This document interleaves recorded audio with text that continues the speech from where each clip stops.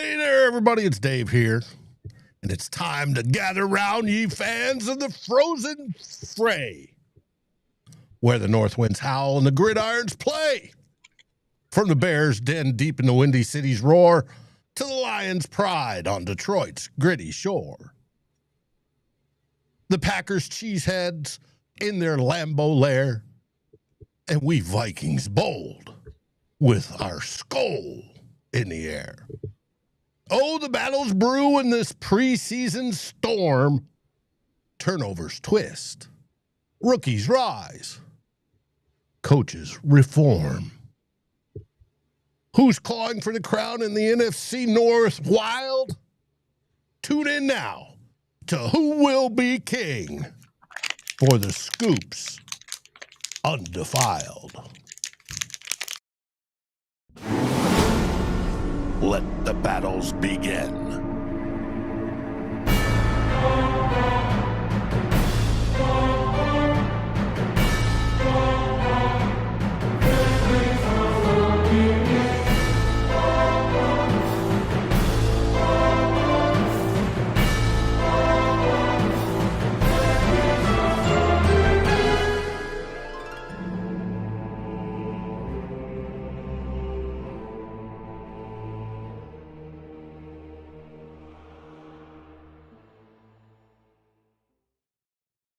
Hey, everybody, it's Dave here, and I have with me on the wrong side, on the wrong screen, here we go, two other compadres of the NFC North. We have Foster from Bleachers to Speakers, representing said Lions I talked about in the gritty shores. And then we have Pay from the frustrated Chicago, much frustrated, perturbed, pissed off Chicago Bears or Chicago sports fan channel. Pay, how are you feeling on this Wednesday? And you're on mute. Good day today, Dave. Woke up today, right? What's there to be sad about? It's a little rainy, but Hey, who can't get some rain from down to down? I got you. Yeah, it'd be nice to cool down a little bit. Foster, how are things up in Motown? A little muggy, but we're managing. Okay, well, good. Well, we have a game to talk about first. Since our last broadcast, Foster's Lions played in the Hall of Fame game versus the Los Angeles Chargers. Final score, Chargers 34 and the Lions 7. Foster, you want to tell us how it went and what were your feelings afterwards? Well, first and foremost, it definitely gave me some PTSD back to a time where the team was, very poor. Obviously we know that it was reminiscent of what we look like in the regular season. A lot of times, we don't try too hard to, draw many comparisons between preseason games, but it was kind of a disaster out the jump. I think we fumbled the opening kickoff. We had our special team specialist, but yet and still our backup running back actually running back kicks. It started with a butt fumble of sorts. He ran right into the backside of one of the blockers and lost the ball, and that was the beginning. That was the beginning of the game. So early on, there was a lot of short field. Kyle Allen had a couple interceptions, and like I said, that fumble was how we opened things up. But nonetheless, there were some good things to pull from the game.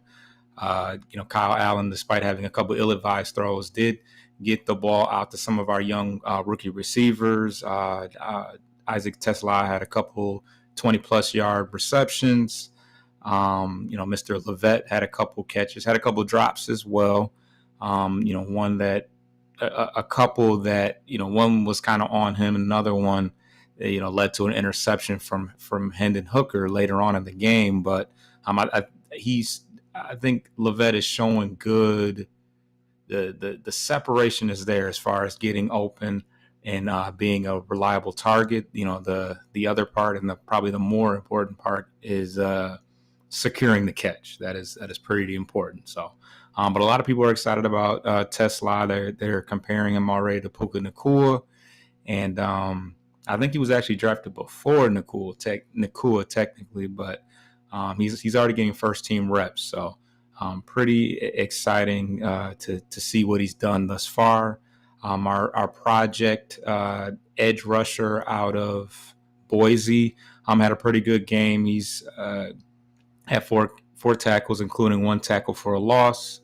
Our veteran corner, who's I think going to be splitting time between corner and safety, Rock Yassin, had a couple dynamic hard hits, and I touched on Brock Stewart a little bit earlier as our special team specialist, but he's showing some pretty good motor. He had one particular play where he was blitzing.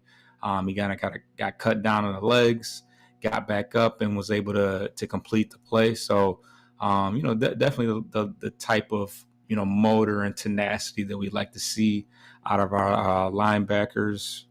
And Hendon Hooker, who didn't get the start today, didn't get the start in that game. He played a lot with the third team. So it was kind of difficult to make a real assessment. Obviously, he's trying to win the job. Kyle Allen had a better start in camp, so he got the start in the game.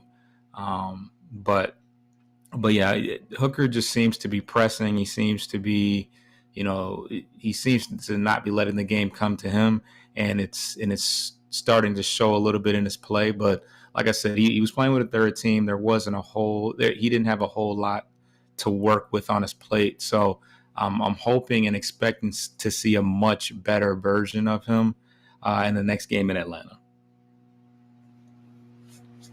Very, very interesting. I know Coach Campbell said afterwards, it's a first one out of the gate. We turned it over 5 times and had 0 takeaways. That's hard. Can't put the defense in that kind of a position. Right. Caught and eating some of these guys getting out there and want them to lose and then also want to win and play well. Well, we didn't do it. Well, that was an obvious thing. You guys didn't. You got beat. But I came and caught a little bit of the post game, which had before the end of the game. Halftime. Now, that was last week's games. We'll do this week's games here in a little bit. But I want to ask a question. What is going wrong or right for the Chicago Bears in training camp? Okay? That's an interesting phraseology there, Dave. What's I going didn't say right or wrong? I don't care which direction you go, but Yeah. I don't think there's anything going wrong with training camp. I don't think there's a lot going right, but we're 12. The Bears are off today, so I think that's been 12 total practices so far. I've off the top of my head, I think maybe 5 of them have been padded. Yesterday was a extremely physical practice for the guys. A lot of the people that cover the squad, they've been saying this has been probably the most physical practice that they've seen in decades, going back to maybe when Lovett had the team back in Bourbonnais. Some people are saying, some of the guys on 670 are saying, going all the way back to when Wani was the coach, Stash McWani. But that's good. That's all good things. A couple of guys got thrown out. One guy got thrown out of practice. That was DeAndre Swift for throwing the ball. I think he either threw the ball at Kyler Gordon, or not Kyler Gordon, but Jonathan Owens, or threw a punch at him, something like that. I'm not too sure, but it wasn't necessarily a all-out brawl at practice. There was a lot of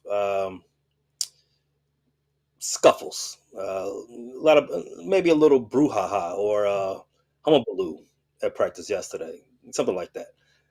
You had an instance where Kyler Gordon ripped the helmet off of Roma Duze. They got into a little shindig. Braxton Jones had a little thing going on with Amagaji. Amagaji was in two of them, two little fricases, and there was another one I'm blanking on. But anyway, it was a good amount of them. But it's all good things. You want to, as Grady Jarrett coined earlier in camp, you want to callous the body. We have a joint practice this Friday with the Miami Dolphins, so it is right on schedule to get all that testosterone built up and at its get it into the chamber so you can explode and reload at the right time on come Friday when you got to see a team that ain't your teammates. You ain't got to hold back against them. You can put them on the block and spin them around. So do that, and then obviously at the preseason opener the day after. I got you, and I can tell you that testiness is I think almost universal. I'm hearing about it break out everywhere, and I know it broke out in Minnesota this week as well. So that's football. That's football. Hey, when you start, when you're playing each other's every day, you tend to get a little bit perturbed. And it's hot. It's hot. You got big guys on you. Like, stop leaning on me. You're touching me too much. I'm tired of seeing you. My boss is on my back yelling at me about lining up wrong. Listen, somebody gonna feel these hands in a second. I feel it. I get it, Dave. I get it. Mm-hmm. Mm-hmm. I gotcha. So I do want to shout out everybody that's here today. Fig Beller, which NFC North team is going to finish second to the Eagles in the NFC Championship game? I'd say neither one of us will beat your Eagles in the process. So there's no second. Back-to-back Super Bowl appearances for the Philadelphia Eagles. Yeah, okay. That's rich. But I do have one question. Comes from this video.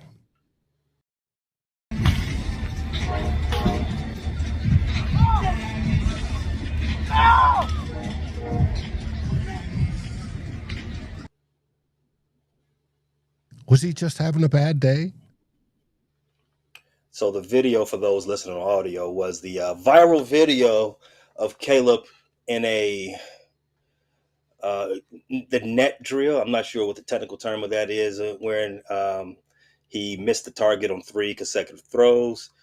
So a lot more like 5, but okay. Who's counting? Well, I saw only 3 on the clip. So what I've seen over the last few days concerning this, it's reminded me that we as humans, we are creatures of our negativity bias, thanks to our ancestors. And we live in a confirmation bias society, Dave. Prehistoric, like I said, thanks to our prehistoric ancestors, we are bound to give the negative our foremost attention. And because we live in a society we actually work in that same society, we live in a social media age where we are fed things that are confirm our own biases. And I do believe that majority of football watchers, fans, if you want to get nasty with it, have made up their minds on what Caleb is and what he isn't. That little clip that we are referencing triggers both, because it's like I said, it gets both of those things, those two biases going, for all football fans, the dumb ones and the smart ones alike. So I'm not going to help the dumb ones, that is, right now, but let's break down that clip. First and foremost, I want to say, who cares about a dumb net, Dave? Well, I believe it's a hot route drill. Well, I'll get to that in a second. This is the most we've talked about a net since Odell Beckham beat up one on the sidelines in New York. But yes, you are right. That net is it is a hot route type of bubble screen type drill, and for a bit to this point, Nets don't play football. They don't run routes. It's not important to me until I see Caleb not be able to hit the hands of a receiver on Sunday. But again, getting off topic, the drill is for quick plays. You don't have time to set your feet. You don't have time to get the laces. You just get the ball and throw, something like that. And you see in the clip, he missed it. It looked like 3 times. You say more so 5. But why did I bring up the bias part? Because that went viral. But no one talks about the very next day when he hit 5 out of 5 on the same drill. No one talks about that. And to that point, we are living in that echo chamber of what we like to talk about. Obviously, what we aspire to over here at the Frustrated Chicago Sports Fan channel, we don't like to dip into the easy. We wanna examine the whole side of it. We talked about that first clip that you showed. We talked about also we've seen this drill before. We've seen how he does it, and we've seen it at least 6 different times in camp already. That one drill, that one time when he missed it, it's on Fox Sports 1. Colin Cowherd's talking about it. Dave Orlovsky's talking about it. But no one's talking about the other ones. So it is what it is. I see it's gotten a little bit under your skin. But that's all right. I just imagine, Jonathan Grenard crashing down on the side, and he has to do that, and then Blake Cashman gets a pick. That's something like that's going to happen here in 30 some odd days? 32, looks like. Mm-hmm. That 8th, right? September 8th, 32 days. Yes, sir. So we will see. Now, I'm reading about sloppy execution and penalties. That stuff is behind where Coach Johnson feels it should be. Is that correct? Well, if he said that, perfect. I haven't heard him say that, but based on the way he barks at everything, I would agree that he believes that. But that's what practice is for. No one's proficient in doing something that you've done 12 times, because it's been 12 practices so far in training camp. Nothing that you do in life will you be a professional at after doing it 12 times. But again, I'm gonna go back to what I said earlier. There is a lot of football fans don't actually know what training camp is for. A lot of football fans don't actually understand install. There is an issue with the pre-snap cadence issues and lining up incorrectly, pre-snap penalties. I get all that. That's not good. But Dave, do you know who was the most penalized, had the most pre-snap penalties last season? No, I don't. Not off the top of my head. They wore purple. Well, purple. Cool. Good. All right. The Ravens? No. It was the Ravens. It was the Ravens. A very good team. You all agree, right? A very good team. They was the most penalized team that had the most penalties pre-snap. Now, I'm not comparing the Bears to that team, because that team has 10 Pro Bowlers, I think 5 All-Pros. Bears are nowhere near that yet. And a great quarterback. One of the great, in fact, in my opinion, the best in the league. But story for another day. I'm not comparing the two teams. What I am comparing is that there is space to grow. If you're not messing up in practice, then you're not practicing the right things. You're not working on things you can get better on. You're just doing things that you already know you can do. So what would you show up for? Right? Back install. You're going to have issues with install, because Dave, I think you know this. B. Foss, I think you know this. What are you doing install? You're doing walkthroughs and stuff. You're learning it, then you're running it in 7-on-7 and 11-11. There are bound to be mistakes. There's bound to be things you mess up on, because you're just learning it for the first time. You're working through the things you're working through now. That's what training camp is for. Also, probably a layman don't understand. In training camp, there is we shouldn't look at it like it's a game. Don't tell me about Caleb with 5-17 in this practice. It's not a game, bro. Some of these situations are built in for you to look bad in, because we want to see how you react. We're telling the tackle, hey, let the guy through. We want to see him boot out to go to his right and see his reads. You want to say, hey, instead of the defense sitting in cover 2, actually just move to the side a little bit. We want to see something out. You don't know what the expected result is from the play. We don't know that from where we're sitting. So just sit back, relax, take a chill pill, and stop worrying about these. Stop over analyzing things that we all really don't really understand what we're doing. Basically, what I'm saying, just take a break, Dave. Well, I was going to ask, is Caleb Williams getting it? And I've got a couple quotes or a couple of teammates that said yes, he is. And Roma Dunze and Kevin Bayard. There's been I'm not going to over defend the team. I think the practices have been, for a large part, been up and down. You have one day that's looked great from the offensive perspective. Next day is the defense got the better of them. They didn't look too good. There's a lot of, as you said, sloppiness, pre-snap penalties, guys dropping passes, guys lining up wrong, Caleb getting the wrong calls in, things of that nature. That part is the part they need to work on.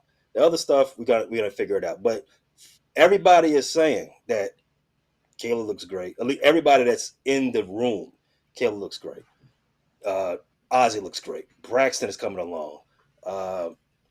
Tremaine Edmonds looks great. TJ looks great. Stevenson looks great.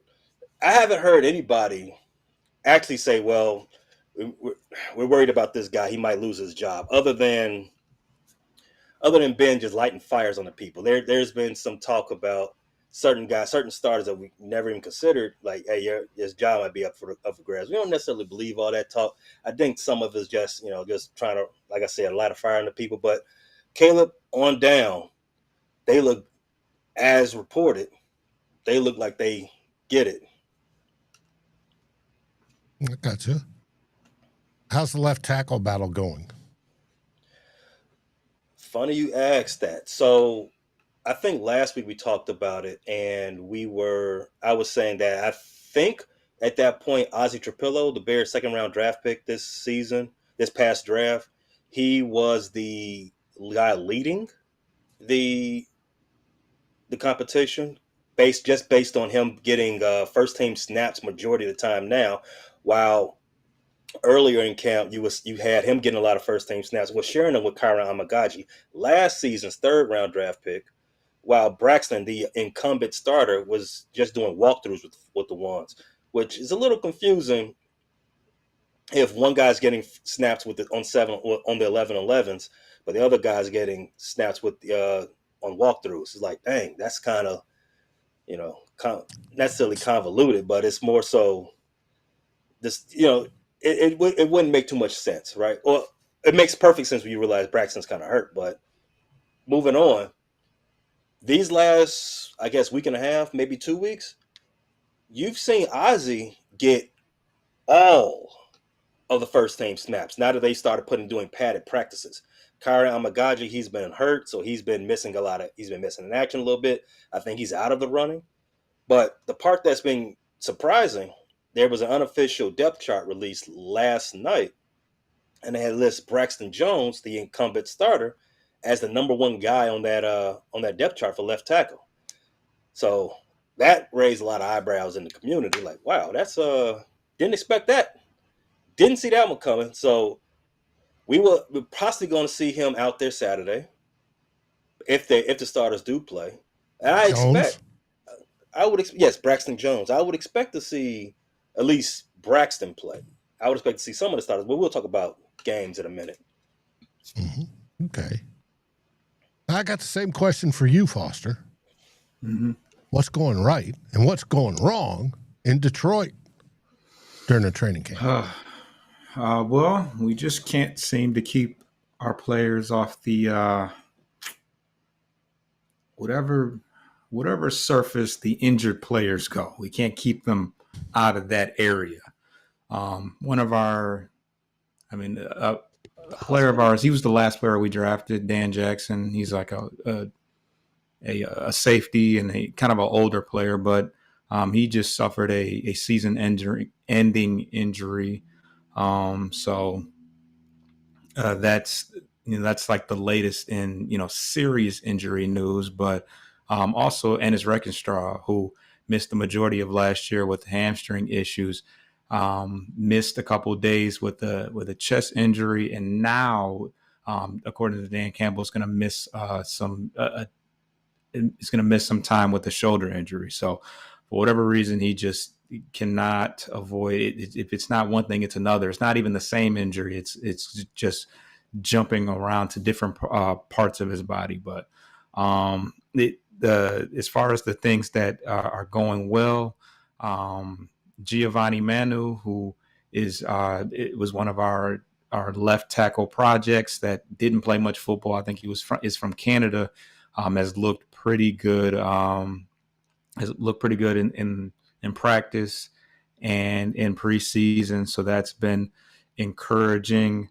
In addition to that, just the overall versatility that a lot of our guys are showing.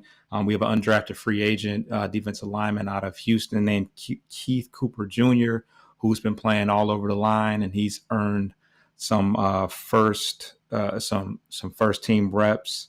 Tyleek Williams, our first round pick this year, has been pretty disruptive. He actually earned a sack against Jared Goff in a segment where he was kind of side by side with Hutch, where they were able to provide some penetration and disrupt things. So it's the sack where they obviously don't take Goff to the ground or anything close to that, thank God. But it's encouraging to see him play well, especially considering Ali McNeil, our other defensive tackle alongside DJ Reader, is going to miss the first couple months of the year. So it's good to see him develop, because there's a decent amount of pressure on him to step in and be an impactful player immediately. But outside of that, DJ Reed, our CB1, our veteran cornerback, has looked pretty good in one-on-one drills. He's been running stride for stride with Jamison Williams, which is quite the feat considering the speed that he's got. And Khalif Raymond, who is kind of an underrated weapon that he missed a lot of time last year. Obviously, the buzz right now is Isaac TeSlaa, but I mean, he was quite the dynamic player prior to his injury. He was third in punt and return yards, yards per return on punt returns with 13.8. So he's somebody that's is going to kind of slip under the radar a little bit, but another impactful player that they're going to have to account for, along with the litany of other players that we have. It does look like a mash unit over there. It does. Must admit. Has anybody returned?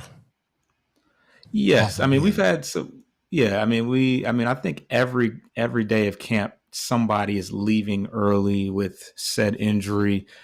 Some more serious than other, but Sione Vaki has returned. Who else? Anzalone, but that was kind of reported last week.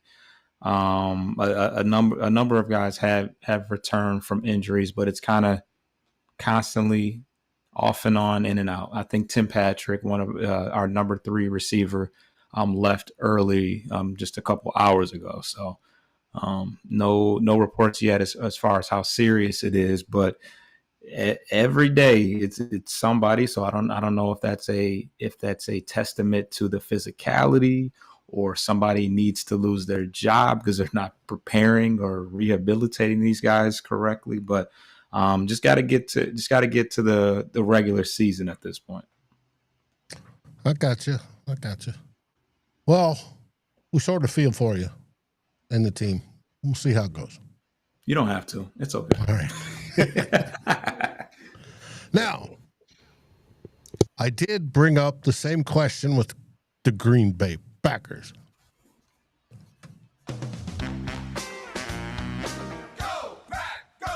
No, Pack, no. What is... It's terrible. Yeah, it is. I won't do it again, I promise. At least for a while until I forget. Or drink that brain cell away. What is going right? Well, supposedly Jordan Love is being absolutely fantastic and super accurate and blah, blah, blah, blah, blah. And just like Pace says, then we hear, oh no, he's off target. He's missing stuff. What's wrong with him? Well, Jordan Love's problem has always been inconsistency. Now, whether he finds consistency this year, let's hope not. But it's interesting to see that I'm reading both sides. If you get stuff from the Green Bay press and the blogosphere over there, it's all, rainbows and bunny rabbits and unicorns and everything's great. Sure. And even the national press is all enamored with Green Bay. I don't know if you saw, but it was ESPN or NFL came out with their power rankings. Green Bay is super high. Second in the division and top 10. Foster your Lions were ahead of them. Not to worry. But I just don't see it. But we'll see. Let's see. What's the bad things? What's going wrong? Injuries remain a major hurdle for them as well. Marshawn Lloyd is sidelined with a groin injury. Supposedly can't catch a break. Well, again, training staff. Wide receiver Dontavian Wicks is out with a calf issue. Cornerback Nate Hobbs has been dealing with a knee injury requiring surgery. When they're swapping a wide receiver to play corner, they're hurting on that. He's also been flagged for being too physical. I sort of have a issue with being too physical in camp. Especially, I can understand if starters are doing it. They've got their spot locked down. They don't want to hurt anybody. But if you're a young up-and-comer and you're trying to stay in the league and earn yourself a spot, yeah, well, go for it. That's how you get noticed. Do I want anybody hurt? No, absolutely not. But it is what it is. Let's see. Pass rush has been inconsistent. Now, is that because of the defense? Hopefully, yes. Or is it because of the offensive line? Hopefully, yes. Both on those. Tucker Kraft has been reported to have ball security issues. I guess he needs to, go to bed with it and sleep with it and walk around with it and cuddle it and caress it so he loses his issues. If not, by all means, keep him up. I think Hims has a pill for that too. If you have ball security issues, it very well could be. And we're open for sponsors if Hims wants to come on over. But it very well could be. But it's just a whole bunch of inconsistencies on execution. But that's when you do the research, talk to beat writers, look at beat writers for any team are the best to go to. And then you go to your bloggers, not the national. Those guys, they're putting out stuff on all 32 teams. They don't have time to really dig in deep to see what they're seeing. So they're talking about inconsistencies in execution, moments of inaccuracy, overthrows leading to picks, air quality affecting practice. Well, that's the case in Minnesota as well. Thank you, Canada. And, but, hey, it's going to be interesting to see how they develop, and we'll talk about their game.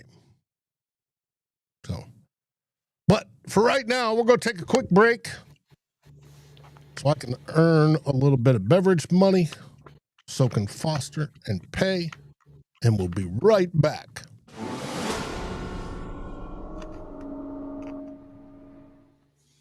And we're back. Now, Minnesota Vikings, what's right and what's wrong? There's both, believe it or not.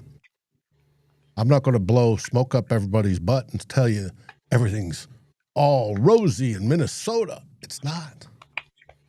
There's issues. Now, what's right? We have a dominant defense. Oh, this defense is good. It's going to be elite. If everybody stays healthy, it's going to be very, very good. Great. That's one aspect of football. Now, we've got battles for backup positions, and they're going to be interesting to see who's going to be cornerback 4, 5, 6, stuff like that. But even they've had a couple of days where they've gotten beat by the offense, which you want to see in camp. You want to be, the offense being good. I love the fans that, the defense had a great day, and they go, what's wrong with the offense? Offense had a great day. What's wrong with the defense? Sort of deal. But it looks like Minnesota's going well for the most part. We've had a few dings. TJ Hawkinson went out with what is reported a groin issue. It sounds like a groin issue, even though Coach O'Connell called it knee, hip, and back area. Because he won't get specific until week 1. But he had his press conference right before this, and he's already said he's getting back out on the field. So I'm not worried about it. We did, for the bad, get notification that Jordan Addison will be serving a 3-game suspension for violation of the DUI policy. Now, was he 3 games? Was he convicted of DUI? No, he was convicted of what was it? Wet something or other. And wet in his beak? It's wet. Wet in his beak? No, it's wet. Oh, okay. It's called wet something. No, I forgot what it's called. But it means he had alcohol in his system or it's alcohol related and blah, blah, blah.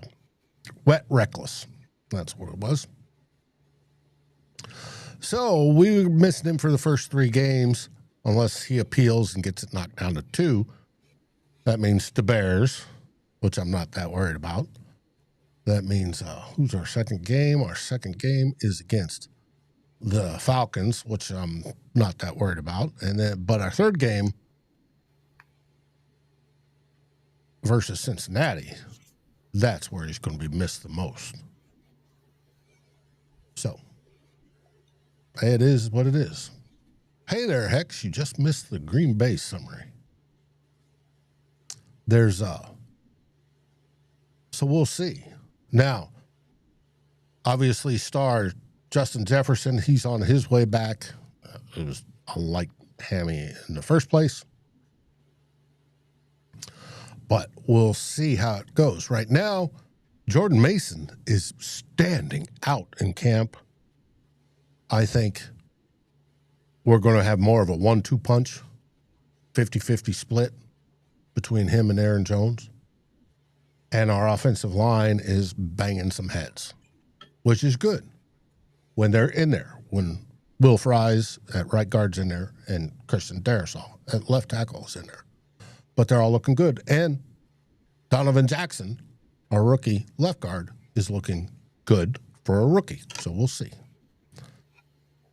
Now, some of the bad injuries are starting to pile up, even though they're relatively minor. Justin Jefferson, TJ Hawkinson, like I described. We'll see Josh Metellus with a mild ankle deal. Ryan Kelly's got bumps and bruises. It's on his elbow. but he's supposed to be back today doing some workout. Tight end draftee, 6th-rounder Gavin Bartholomew is still on the pup and is supposedly getting worse, from what I'm gathering, with his back injury. That's not good to see. We signed veteran Nick Vanette, 10-year tight end. He'll be most likely win the tight end 3 job because of it. We'll see. Cornerback Isaiah Rogers has been limited due to an undisclosed issue, which I'm curious what that is, but he hasn't been seen in a while.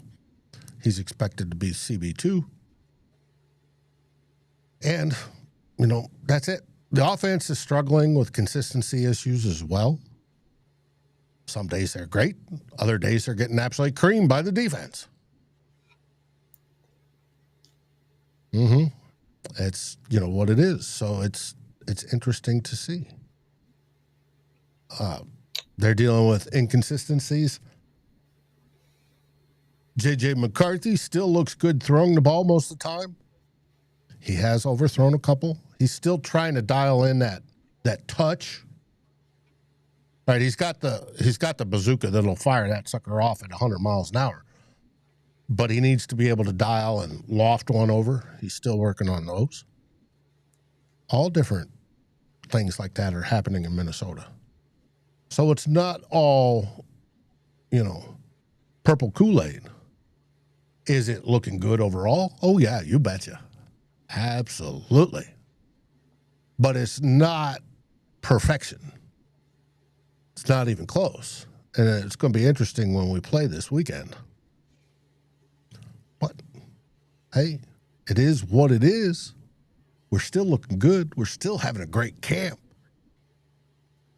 So not purple Kool-Aid, but not purple rain either. No. We're like something in the middle. I don't know what the middle will be, but purple popsicle, maybe. I don't know. It's something. But we are overall having a great camp, and that's got to have fans excited. It's got me excited. I think we're going to, like I've said before, win 13 games this year. So camp is where you not get the kinks out, Dave. I know. So the inconsistencies is just part of the process. I get told by a lot of people that I'm close with, like, hey man, you got to enjoy the process a lot more, man. It's not always about the destination. That's just me as a personal person. I'm always focused on, hey, I don't care about the Monday, Tuesday, Wednesdays. Tell me I need to get to the Fridays, stuff like that. But we can't skip them, right? You gotta go through the first ones first. Yep. And it is what it is. And we can't wait, because speaking of first ones, we have preseason week 1 ahead of us. Games for week 1 start on Thursday. Then there's games on Friday. There's games on Saturday. And there's games on Sunday. We'll go now between now and February without a game on a Saturday, either pro or college. And same would go with Sundays. So, no. There's the 2-week gap between camp closing and start of the season. Misspoke, but we're close. Now, I'm going in order of which week 1 games go first. And for the NFC North, that starts with the Atlanta Falcons versus the Detroit Lions Friday night at 7 p.m. Eastern. Foster, have you looked to do your preview yet? Have I started just thinking about what I want to see in the upcoming game?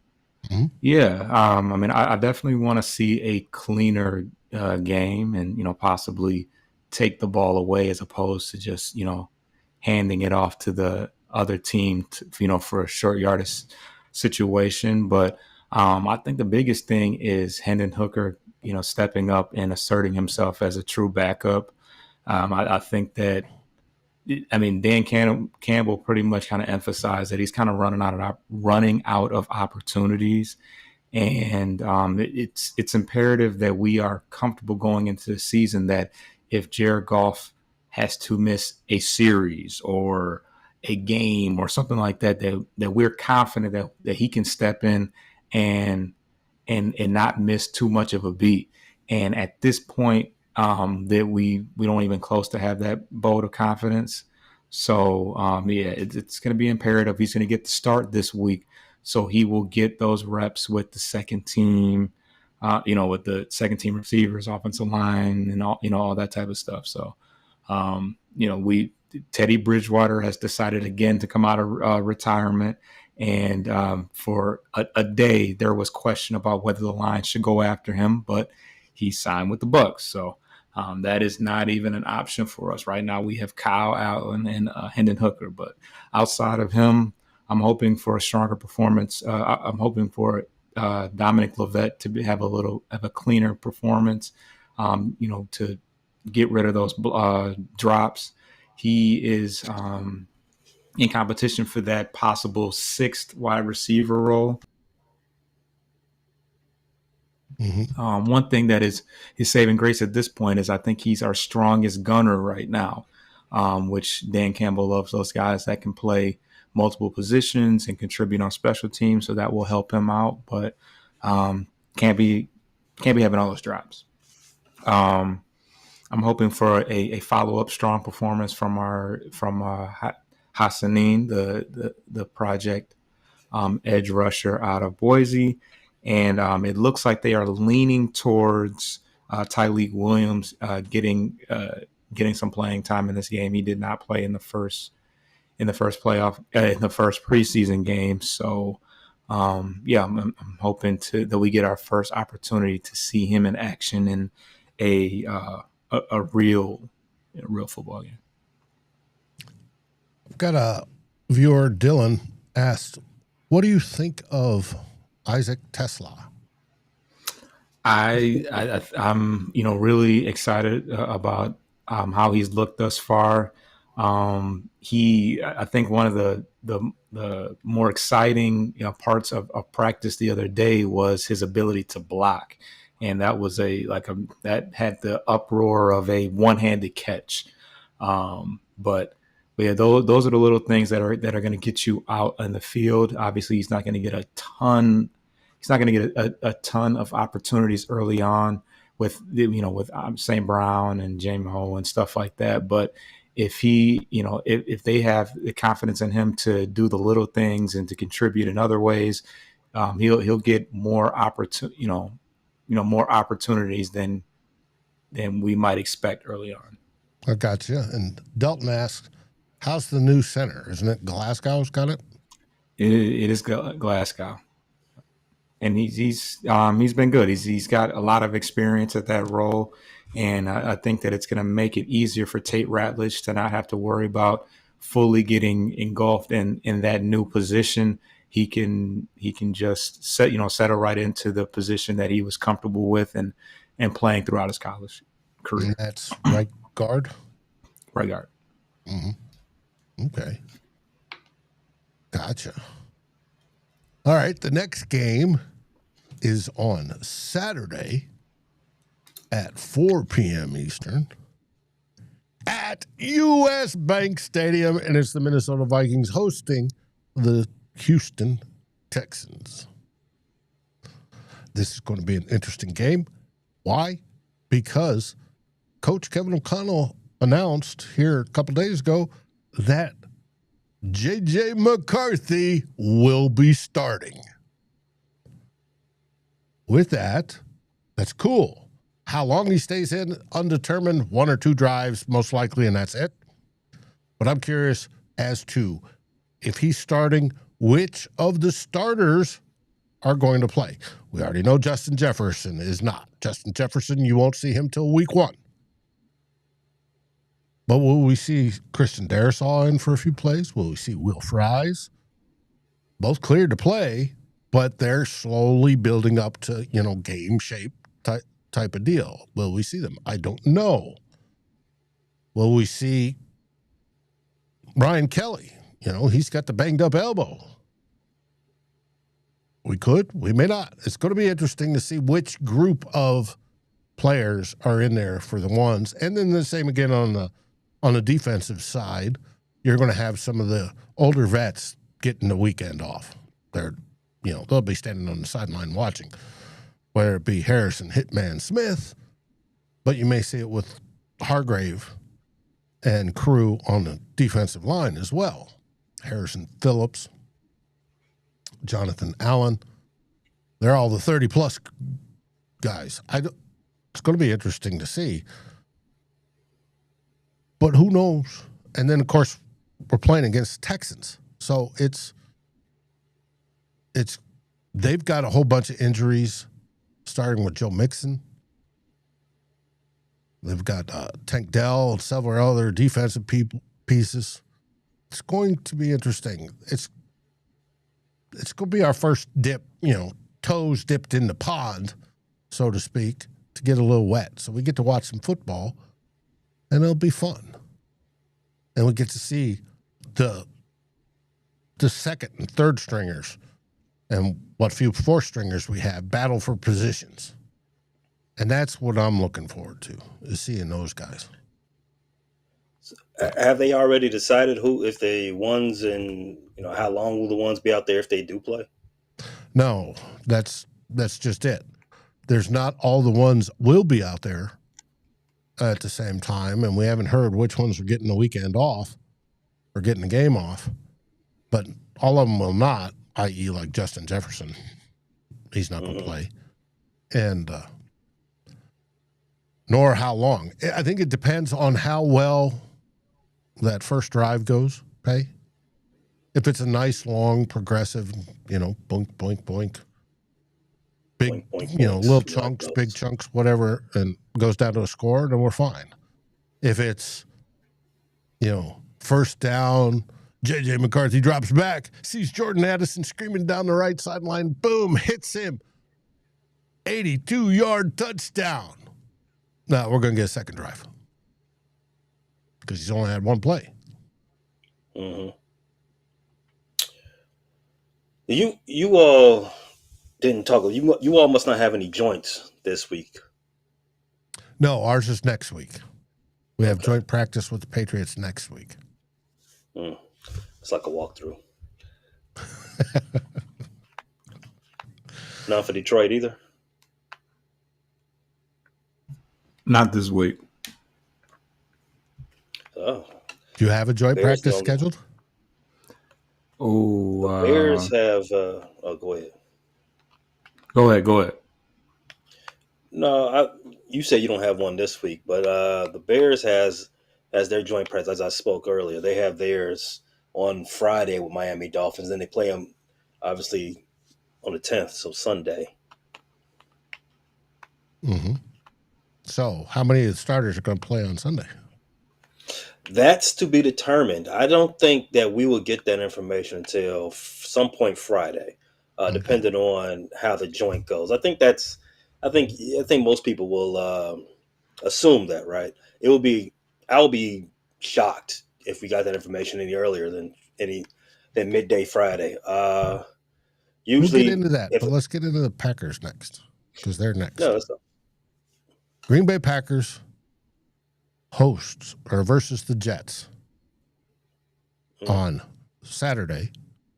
This game is at 8 p.m. Central at Lambeau Field. The trashiest greens.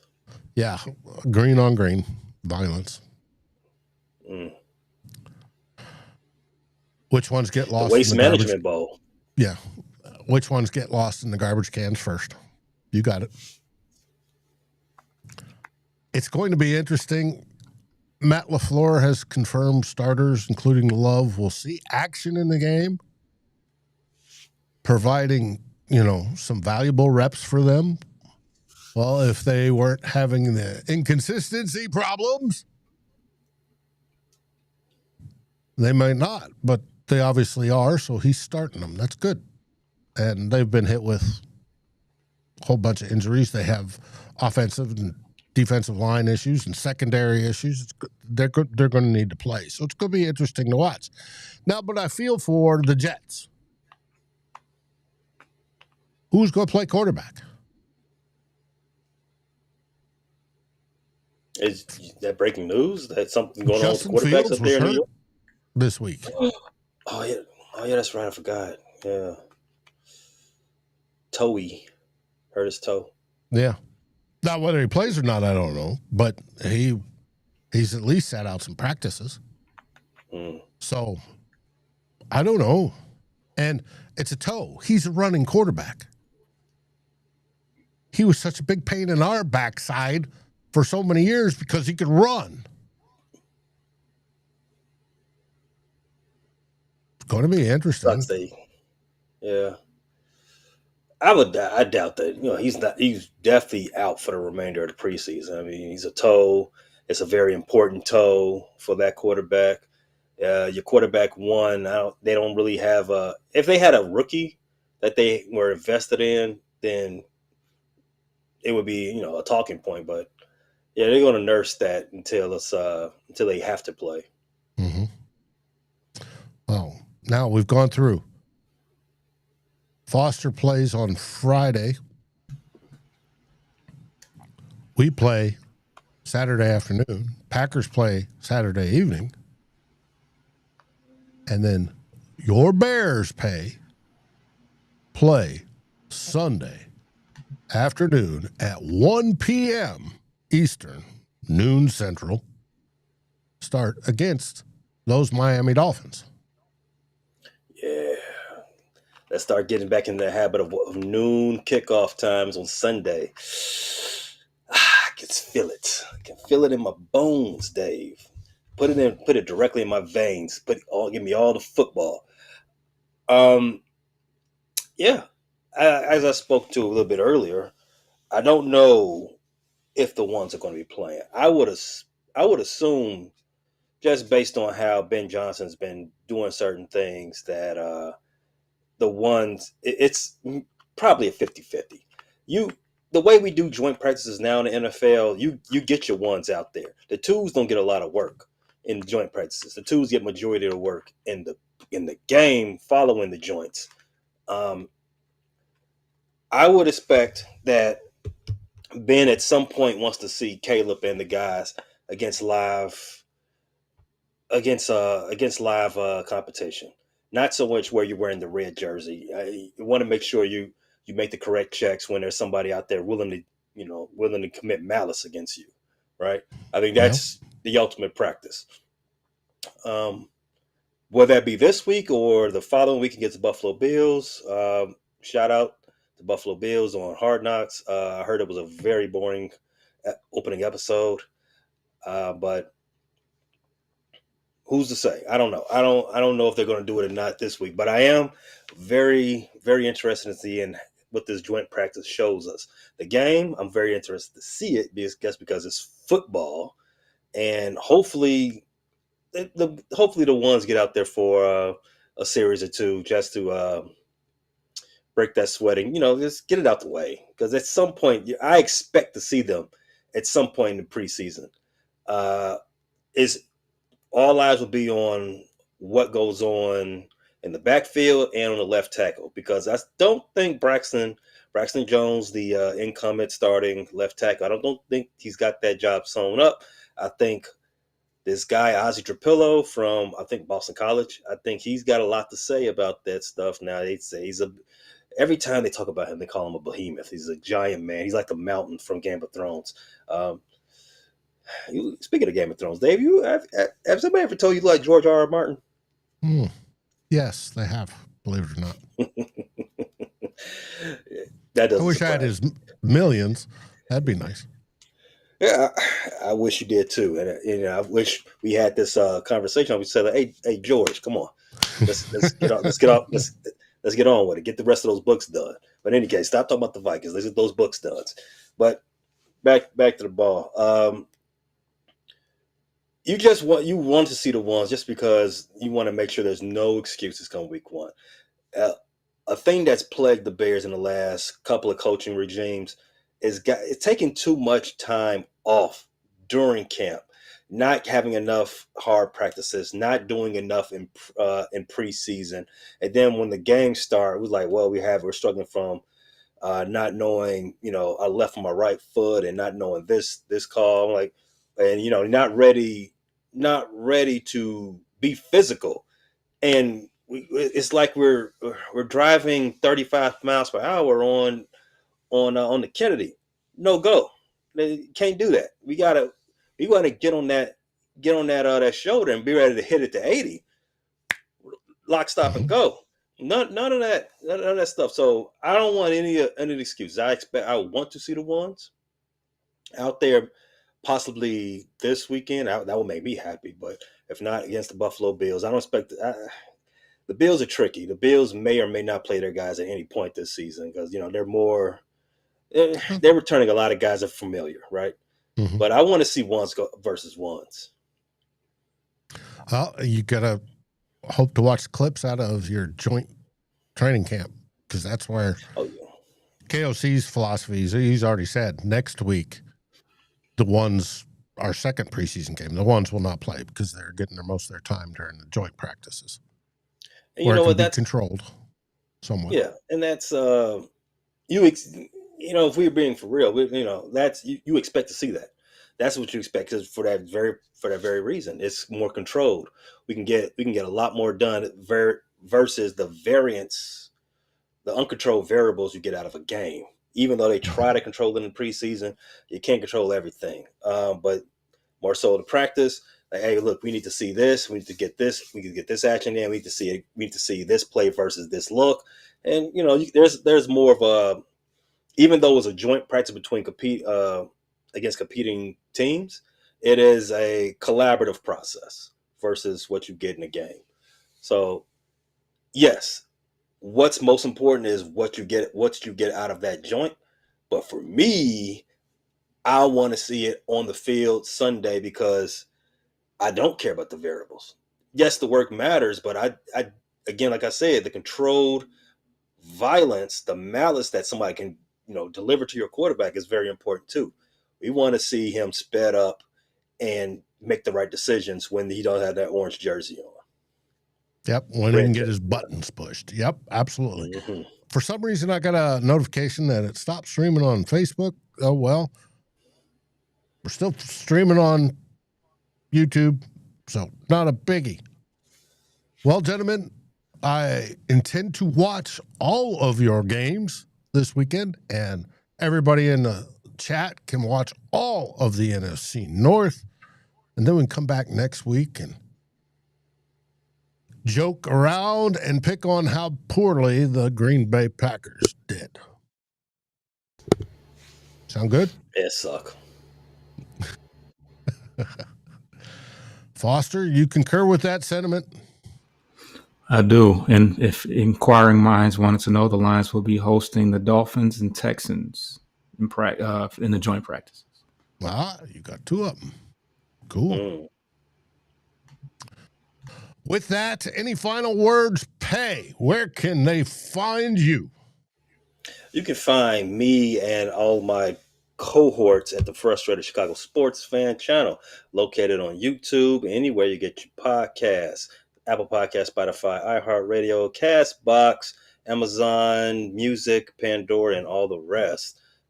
We just had a last day of install episode drop earlier today. Check that out. Talked all about the fracas and the quote-unquote fights that the practice had. We have dropped fantasy football primer episodes. What you do when you're targeting running backs, tight ends, wide receivers.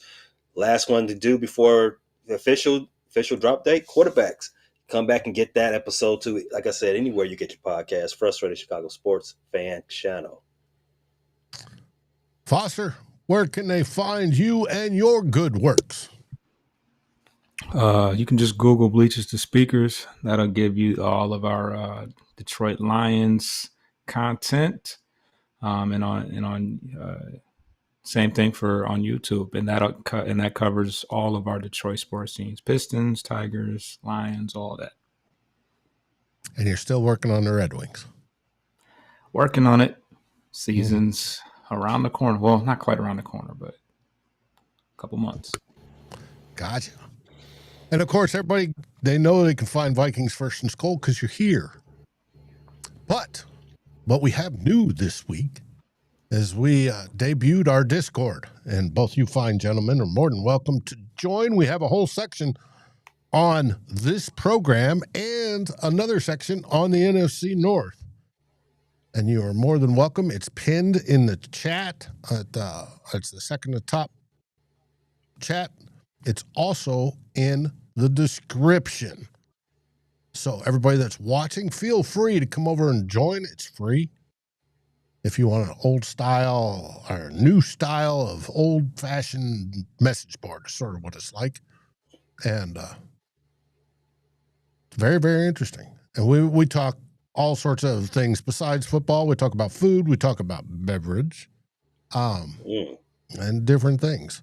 We got wagering, which you'd be interested in pay. And but there's, like I said, a whole section on the NFC North, and there's a whole section on who will be king. So with that, what do we say? Pay, what do they say in Chicago?